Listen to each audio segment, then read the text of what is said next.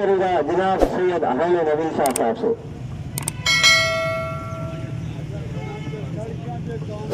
نحمد و نصلی علی رسول الکریم، اما بعد فاعوذ باللہ من الشیطان الرجیم، بسم اللہ الرحمن الرحیم۔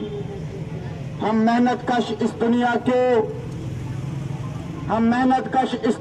کے جب اپنا حصہ مانگیں گے، ایک کھیت نہیں ایک باغ نہیں، ہم ساری دنیا مانگیں گے۔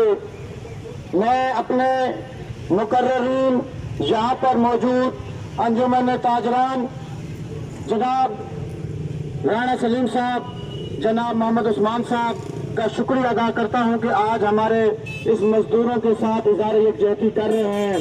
جیسا کہ مقررین نے یہاں پر فرمایا ہے کہ آج جو ہے مزدور کا دن ہے، اور مزدور کو خبر ہی نہیں ہے کہ آج اس کا دن ہے، اور آج یہاں پر وہ موجود نظر تو آ رہا ہے لیکن آپ دیکھ رہے ہیں وہ کام پر نظر آ رہا ہے۔ ہمارے جو حکمران جنہوں نے یہ عالم دن تو طے کر دیا لیکن خود وہ گھر پر موجود ہیں اور مزدور جو ہے دھاڑی کر رہا ہے۔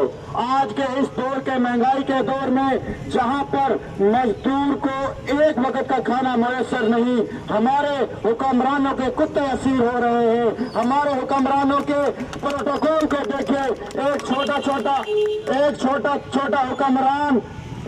سے چھوٹا حکمران اوپر سے نیچے دائیں سے بائیں پروٹوکول کی گاڑیاں انہیں نظر آ رہی ہیں، لیکن جب ایک مزدور کی بیوی، ایک مزدور کی بیٹی جب وہ زچگی کی حالت میں ہوتی ہے، اسے ایمبولینس کی ضرورت ہوتی ہے۔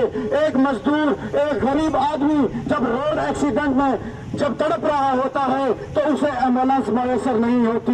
آپ نے دیکھا ہوگا یہ وہی فوارہ چوک ہے، کچھ مہینے پہلے یہاں پر لمبی لمبی لائنیں، گندم کے لیے لوگ آٹے کے لیے چند کلو کے تھیلے کے ایوز لائنوں میں کھڑے ہوئے تھے اور انہیں آٹا نہیں دیا گیا، اور آپ نے دیکھا ہوگا اس چند کلو کے آٹے کی خاطر مزدور شہید ہوئے۔